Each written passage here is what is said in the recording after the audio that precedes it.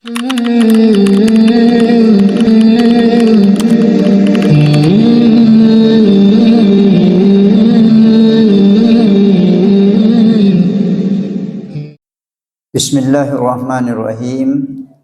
Assalamualaikum warahmatullahi wabarakatuh. Alhamdulillah wa syukurillah wassalatu wassalamu ala rasulillah wa ala alihi wa sahbihi ajma'in. A'udzu billahi minasyaitonir rajim. Rabbi shrah li sadri wa yassir li amri wahlul 'uqdatam min lisani yafqahu qawli. Sidang jemaah yang saya muliakan, kita bersyukur kehadirat Allah Subhanahu wa taala karena baru saja kita sama-sama melaksanakan salah satu kewajiban kita, ialah salat Isya secara berjamaah, dan insyaallah akan kita lanjutkan dengan salat tarawih bersama para jemaah sekalian. Maka di sini saya ingatkan diri saya dan kepada seluruh jamaah bahwa yang paling afdal kalau kita mengikuti tarawih, ikutilah imam sampai selesai para jemaah sekalian. Karena ada hadis yang mengatakan, siapa-siapa yang mengikuti imam sampai selesai, maka dia diberikan pahala seakan-akan dia salat malam satu malam terus menerus para jemaah sekalian. Bagaimana kalau sebentar mau salat tahajud, silakan. Tidak ada halangannya kita tambah dengan tahajud lagi. Tapi yang penting usahakan kita ikuti imam sampai selesai. Ini salah satu cara yang untuk menyempurnakan kita punya pahala. Kemudian para jemaah sekalian, tentunya kita selalu berdoa supaya segala amal ibadah kita diterima oleh Allah Subhanahu wa taala. Baik salat jamaah tadi maupun puasa-puasa yang kita sudah laksanakan bersama yang beberapa hari ini para jemaah sekalian. Kita doakan semoga diterima oleh Allah Subhanahu wa taala. Tetapi yang tidak kalah pentingnya para jemaah sekalian adalah memohon dan berdoa kepada Allah kiranya diteguhkan hati kita dalam semangat beribadah. Jangan seperti sebahagian kaum muslimin yang dicela oleh Allah. Pak, Allah yang mencela, bukan saya. Celaannya Allah itu terdapat dalam surat Al-Hajj yang mengatakan, A'udzubillahi minasyaitonir rajim, wa minan nasi may ya'budullaha ala harfin. Sebahagian manusia menyembah Allah kulit-kulitnya saja, tidak sungguh-sungguh sampai di hatinya yang mendalam. Karena dia beribadah musim-musiman. Kadang-kadang rajin, kadang-kadang malas, kadang-kadang bersemangat, kadang-kadang loyo. Tidak begitu. Allah tidak senang begitu para jemaah sekalian. Fa in asabahu khairun itma'anna bih. Kalau keadaannya baik-baik, sehat, rezekinya lancar, masih banyak orang di masjid, semangat tongi. Wa in asabathu syarrun, apabila mendapat musibah, inqalaba ala wajhihi, dia berbalik atas wajahnya. Wa in asabathu fitnah, kalau dapat fitnah, cobaan, penyakit, atau sudah kurang orang di masjid, tidak datang tongi. Karena dia beribadah musim-musiman. Allah mengatakan khasirat dunia wal akhirat. Orang yang beribadah seperti ini kata Allah, rugi dunia, rugi akhirat. Wa dzalika huwal khusranul mubin. Inilah kerugian yang sangat nyata para jemaah sekalian. Kenapa saya para jemaah sekalian dengan istri saya, meskipun sudah puluhan tahun, saya juga sudah tua, istri sudah tua, kenapa kita tetap rukun bersama-sama, saling mencintai? Kenapa kita ini berhubungan dengan Allah Subhanahu wa taala, datang ke masjidnya Allah, datang salat, lalu sesudah itu kita mundur, tidak bersemangat? Apakah rezekinya Allah sudah putus para jemaah sekalian? Apakah kesehatan yang diberikan Allah sudah tidak ada, lalu kita ini jengkel kepada Allah, lalu tidak sembahyang lagi, tidak bersemangat lagi ibadah dalam bulan Ramadan? Tidak bisa begitu para jemaah sekalian. Karena di dalam hadis dikatakan, innamal a'malu bil khawatimi. Amal itu yang paling menentukan yang penghabisan para jemaah sekalian. Coba kita lihat saudara kita di Makkah dan Madinah. Kalau 10 hari yang terakhir Ramadan para jemaah sekalian, semakin ramai masjid. dan semakin bersemangat beribadah. Apa tandanya? Di samping mereka salat tarawih di permulaan malam, tapi kalau sudah malam 10 yang terakhir, ditambah lagi salat jamaahnya di masjid. Mereka salat 11 rakaat dan bacaannya lebih panjang daripada yang pertama itu para jemaah sekalian. Padahal yang pertama sudah 1 juz. Ini ditambah lagi para jemaah sekalian. Kenapa? Ya, inilah tandanya orang yang sadar beribadah. Karena di situlah pada 10 malam yang terakhir puncaknya Ramadan ini yang disebut Lailatul Qadri. Kalau saya, bapak-bapak, ibu-ibu, saudara-saudari yang saya muliakan, yang saya cintai, kalau kita sempat beribadah dalam malam itu, upah maki. Lailatul Qadri khairum min alfi syahrin. Ibadah kita pada malam Lailatul Qadar, salah satu malam dari 10 yang terakhir itu lebih mulia dari 1000 bulan. Nah, maka pada jemaah sekalian, jangan kita seperti juga sebagian orang, dia tanya-tanya, Pak Ustadz, malam apa kira-kira itu Lailatul Qadri? Oh, kira-kira 27. Iya, 27 pikir turun di masjid. Tidak lulus tongin yang begini pada jemaah sekalian. Harusnya kita itu terus menerus, jangan absen. Mulai dari malam pertama sampai akhir. Kalau kita tidak absen, ya maki. Sana maki. Nigap kami itu. Kita sudah dapat malam Lailatul Qadri. Jadi tidak perlu susah-susah. Ikut saja ibadah sampai akhir Ramadan. Sedangkan ABRI ada motonya setia hingga akhir. Iya. Nah, berapa itu gajinya Pak? Ya mungkin 5 juta 1 bulan, 10 juta. Nah, kita surga tidak ada artinya itu 10 juta para jemaah sekalian. Kalau surga, maka mari kita sebagaimana bapak-bapak dari ABRI, dari Polri semangat menjalankan tugasnya, mari kita lebih semangat. Karena kita ini mengharapkan surga dari Allah Subhanahu wa taala. Oleh karena itu para jemaah sekalian, marilah kita membicarakan sedikit mengenai ibadah yang bagus. Ibadah yang bagus itu para jemaah sekalian ialah ibadah yang disertai dengan perasaan hati. Sedangkan pelayanan saja para jemaah sekalian, ada kantor-kantor itu melayani dengan hati. Ada begitu Pak Di? Melayani dengan hati. Apalagi ibadah para jemaah sekalian. Kalau kita beribadah tidak ada perasaan hati, ya dorong itu semangat. Tetapi beribadahlah dengan hati. Para jemaah sekalian, perasaan apakah yang perlu dalam hati kita ini di saat kita beribadah? Maka kalau kita ingin kampanye, lihat saja surat Al-Fatihah para jemaah sekalian. A'udzubillahi minasyaitonirrajim. Bismillahirrahmanirrahim.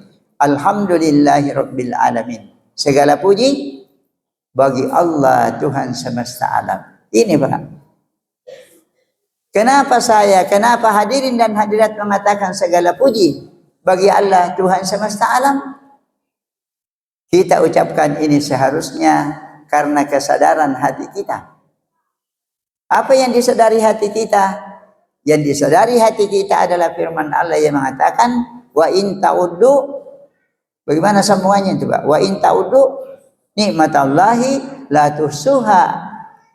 Kalau kamu ingin menghitung nikmat Allah kepada kamu, kamu tidak bisa menghitungnya para jemaah sekalian.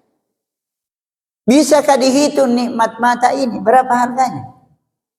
Bisakah dihitung nikmat telinga, nikmat bicara, nikmat hidung, jantung, paru-paru, pencernaan? Berapa harganya? Tidak bisa dihitung para jemaah sekalian. Maka kita syukur, berterima kasih kepada Allah.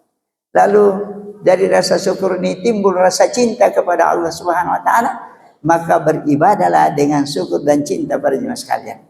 Kalau mau bagus ibadah, beribadahlah dengan syukur dan cinta kepada Allah Subhanahu wa taala. Karena menyadari betapa banyak nikmat yang kita terima dari Allah Subhanahu wa taala. Apalagi perasaan yang harus ada dalam hati kita kalau kita beribadah, ialah yang dikandung oleh Ar-Rahmanir Rahim. Ar-Rahmanir Rahim itu mengandung para jemaah sekalian Ar-Raja. Apa itu Ar-Raja? Harapan kepada Allah Subhanahu wa taala. Ya Allah, saya sudah dapat nikmat. Jagalah nikmat ini dan tambah lagi ya Allah. Alhamdulillah saya sehat ya Allah. Banyak orang sakit. Jagalah kesehatan. Tambah lagi kesehatan saya ya Allah. Alhamdulillah saya aman. Banyaknya orang yang ketakutan. Bagaimana saudara kita di Palestina itu Pak? Rumahnya sudah hancur-hancuran. Mereka tinggal di tenda pengungsian, dibom lagi oleh Israel.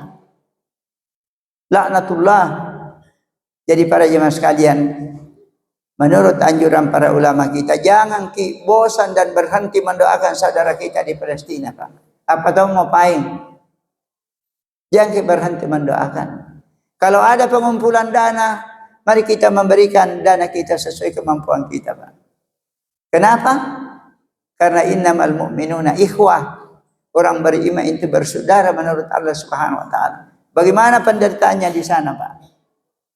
Ya. Tetapi dia mengagumkan kita para jemaah sekalian, dan kita betul-betul salut dan takjub. Kenapa mereka dalam kondisi yang begitu menderita, begitu sempit, hujan, kemudian kekurangan makanan, kekurangan obat-obatan, tetap semangat beribadah para jemaah sekalian. Penghafal Quran di sana tetap semangat menghafal Quran para jemaah sekalian. Nah, inilah yang perlu kita pahami. Maka para jemaah sekalian, mari kita beribadah di samping rasa syukur dan cinta, kita juga sangat mengharap kepada Allah Subhanahu wa taala. Karena para jemaah sekalian, Allah itu senang dan cinta kepada orang-orang yang suka mengharap kepadanya, yang suka berdoa kepada Allah Subhanahu wa taala.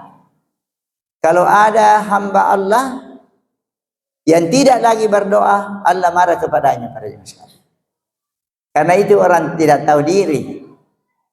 Kalau dia tidak berdoa kepada Allah, orang tidak tahu diri para jemaah sekalian. Ini tidak bisa lepas dari rahmat Allah. Maka kita harus selalu meminta kepada Allah Subhanahu wa taala. Yang ketiga para jemaah sekalian, Malik Yaumiddin.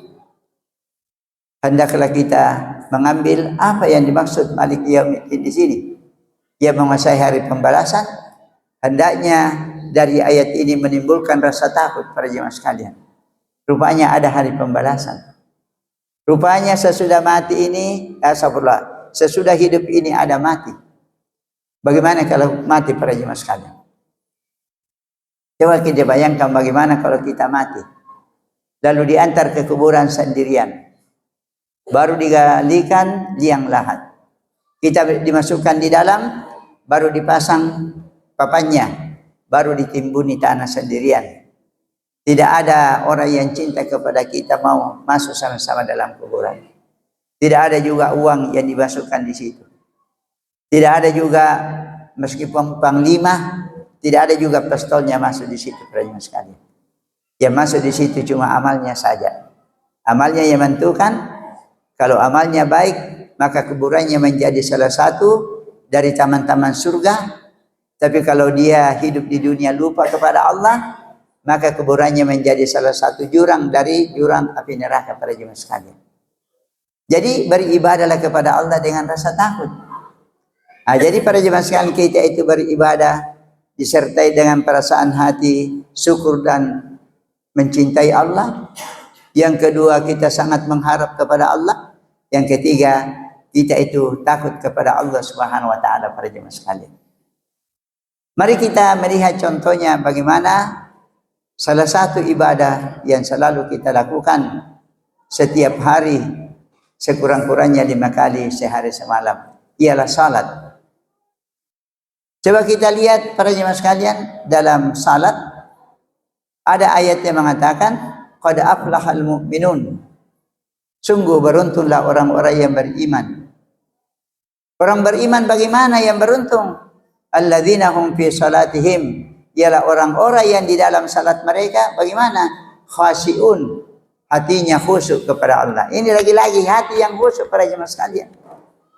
Sehingga ada ulama yang mengatakan al-qulubu al-musalliyah.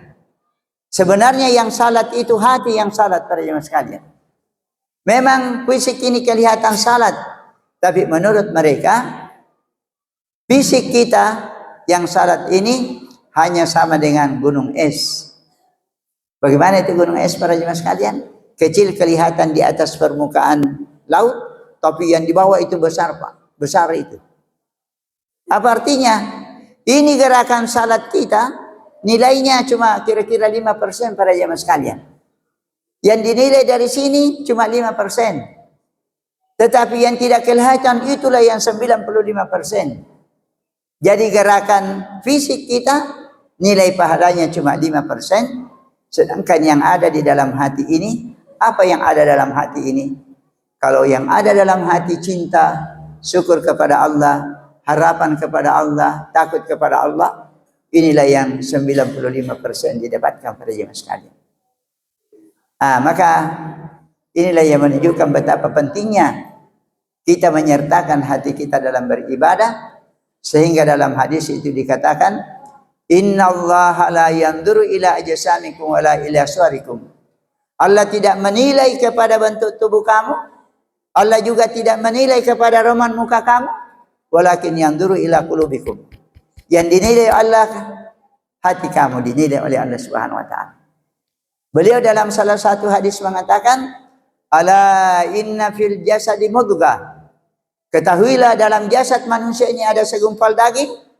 Idza saluhat saluhal jasadu kullu. Kalau dia baik, maka baiklah manusia itu seluruhnya. Kalau dia rusak, rusaklah manusia itu seluruhnya. Ala wahiyal qalbu, ketahuilah itulah hati manusia. Sangat menentukan para jemaah sekalian. Maka di dalam ayat dikatakan, yauma la yanfa'u malun wala banun. Sebentar di hari kemudian tidak bermanfaat lagi harta benda dan keturunan manusia. Illa man atallaha biqalbin salim, kecuali yang datang kepada Allah dengan hati yang baik. Jadi para jemaah sekalian, dalam kita salat, jangan sekali-kali hati dan pikiran kita itu kemana-mana para jemaah sekalian. Kalau pikiran ini kita biarkan kemana-mana, berarti kita tidak mencapai tujuan salat. Apa tujuan salat para jemaah sekalian? Tujuan salat disebutkan di dalam ayat Al-Quran, wa aqimis salata li dzikri, dirikanlah salat untuk mengingat aku. Jangan mengingat selain Allah Subhanahu wa taala. Semakin banyak kita mengingat Allah, semakin besar pahala kita. Semakin banyak kita mengingat dunia, semakin kurang pahala para jemaah sekalian. Salat itu ada juga dalam keterangan dikatakan, as-salatu mi'rajul mu'min. Salat itu mi'rajnya kaum muslimin. Jadi para jemaah sekalian, yang bisa salat yang bisa mi'raj secara fisik adalah Nabi Muhammad SAW. Kita juga mau mi'raj, tidak bisa secara fisik, tetapi lakukanlah salat. Salat itu kamu harus lakukan seperti mi'raj. Bagaimana itu mi'raj para jemaah sekalian? Nabi Muhammad meninggalkan dunia, semakin naik ke atas untuk semakin dekat kepada Allah. Begitulah orang yang salat para jemaah sekalian. Untuk sejenak kita seakan-akan meninggalkan dunia. Sehingga ada ulama mengatakan, inilah hikmahnya kita dalam salat. Allahu Akbar, Allah Maha Besar. Berarti dunia di belakang kau dunia. Urusan rumah tangga, urusan apa, pokoknya di belakang. Sekarang yang besar ialah Allah Subhanahu wa taala. Itulah yang harus diingat dalam salat para jemaah sekalian. Tapi apanya Allah yang diingat para jemaah sekalian? Apanya Allah yang diingat dalam salat? Siapa mungkin ada jemaah mau jawab? Tapi nak, kira-kira apanya Allah diingat dalam salat? Masya Allah kebaikannya. Tapi kan dikatakan ingatlah Allah, ingatlah Pak Ustadz. Siapa lagi Ustadz kita di sini yang di Unismu? Ustadz Zainal. Bisa kita ingat itu Ustadz Zainal? Bisa. Tapi kalau Ananda ini bisa ingat Kiai Demak Gading, bisa atau tidak? Tidak bisa Pak. Kalau kita Pak bisa ingat Kiai Demak Gading? Masa tak lupa? Yang penting pernah lihat satu kali. Ya, tapi Pak Haji, kalau kita Pak Haji ingat Kiai Demak Gading, kenapa kita bisa ingat? Karena pernah lihat. Saya juga Pak, saya ingat Kiai Demak Gading karena pernah saya lihat. Sekarang kita disuruh mengingat Allah. Apakah kita pernah melihat Allah? Tidak pernah. Maka tidak bisa kita dalam salat mengingat fisiknya Allah. Karena tidak pernah kita melihat fisiknya Allah. Jadi apanya Allah yang diingat para jemaah sekalian kalau kita salat? Maka kalau kita salat yang diingat sifat-sifatnya Allah Subhanahu wa taala. Karena Nabi SAW mengatakan, "Anta'budallaha ka'annaka tarahu." Sembahlah Tuhanmu seakan-akan kau melihatnya. Fa illam takun tarahu fa innahu yaraka. Karena kau tidak melihatnya, rasakanlah kau dilihat oleh Allah. Jadi ingat sifat melihatnya Allah Pak kalau kita salat. Kita semua dilihat oleh Allah. Maka singi kedua-kedua sampai jamu. Perbaiki kita punya gerakan salat karena kita dilihat oleh Allah Subhanahu wa taala. Ini diperkuat dalam Al-Qur'an surat Asy-Syu'ara, surat yang ke-26 para jemaah sekalian, ayat 137 para jemaah sekalian. Di situ dikatakan, wa tawakkal 'alal azizir rahim. Bertawakkallah kepada Allah yang Maha Perkasa lagi Maha Penyayang. Alladzi yaraka hina taqumu, yang melihat engkau di saat kau berdiri salat. Jadi Allah itu para jemaah sekalian sangat senang kalau ada hambanya salat, maka Allah memperhatikan dengan baik orang-orang yang melakukan salat itu. Diperhatikan oleh Allah dengan sukacita dan gembira. Allah gembira melihat orang yang salat. Wa takallubaka fis sajidin, kamu bolak-balik bersama orang yang sujud dilihat oleh Allah. Innahu huwas samiul alim, sesungguhnya Allah itu Maha mendengar lagi Maha mengetahui. Jadi para jemaah sekalian, kalau kita salat supaya salat kita bagus, ingatlah Allah, itulah tujuan mendirikan salat. Tetapi yang diingat bukan zatnya Allah. Siapa tahu ada nanti orang yang mengajarkan tarekat, mengatakan masuk di tarekatku kita bisa melihat Allah. Jangan lagi percaya Pak, karena Allah itu tidak bisa dilihat. Maka para jemaah sekalian, yang dilihat, yang kita ingat dalam salat ini adalah sifat-sifat Allah Subhanahu wa taala. Allah melihat kita sehingga gerakan salat kita diperbaiki. Allah mendengar kita sehingga bacaan salat diperbaiki. Allah mengetahui kita sehingga pikiran kita diperbaiki para jemaah sekalian. Jangan kemana-mana. Supaya mudah kita mengingat ini, pikiran dan hati kita dalam salat, maka usahakanlah kita tahu artinya itu bacaan salat para jemaah sekalian. Alhamdulillah masjid kita ini Nurul Dakwah termasuk masjid unggulan yang mudah-mudahan jamaahnya juga tingkatkan diri kita Pak. Jamaah di sini sudah tahu semua arti bacaan salat insyaallah. Mudah-mudahan pengurus mengusahakan bagaimana jamaah masjid Nurul Dakwah sudah mengetahui semua arti bacaan salat mulai dari takbiratul ihram sampai kita memberi salam. Karena ini yang bisa mengikat pikiran dan hati kita dalam salat. Alhamdulillahirabbil alamin. Segala puji bagi Allah Tuhan semesta alam. Ar-Rahmanir Rahim, yang Maha Pengasih lagi Maha Penyayang. Malik Yaumiddin, yang menguasai hari pembalasan. Jadi lidah kita menyebut bacaan salat, pikiran dan hati kita mengikuti maknanya.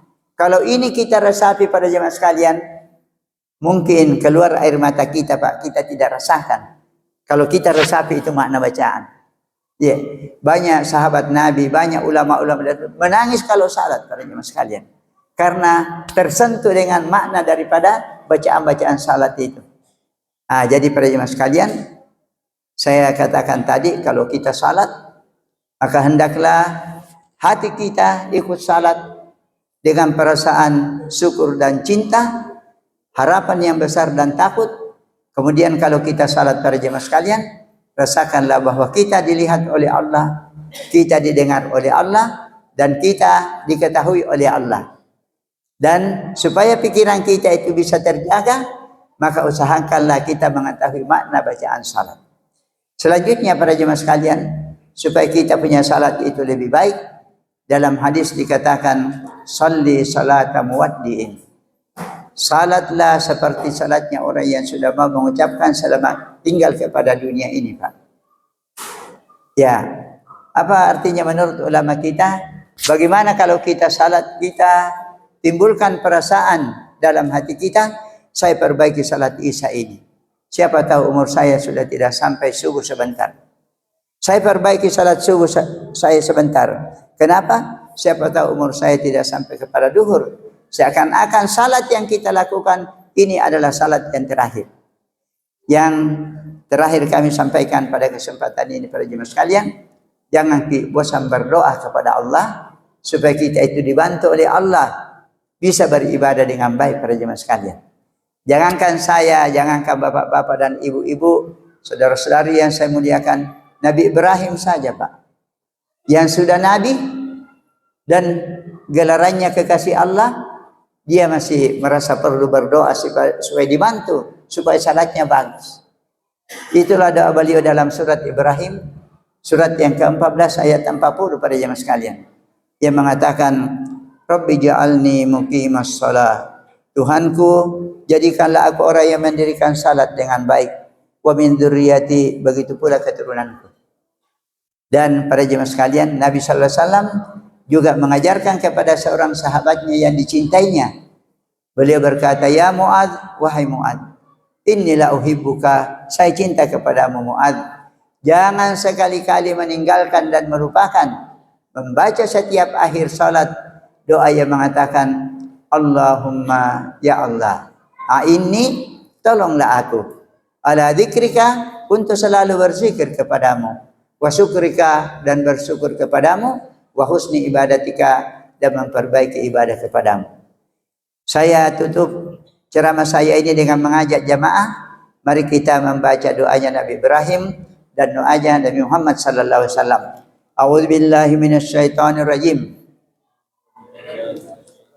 Rabbi ja'alni muqimas salati wa min dzurriyyati Rabbana wa taqabbal du'a.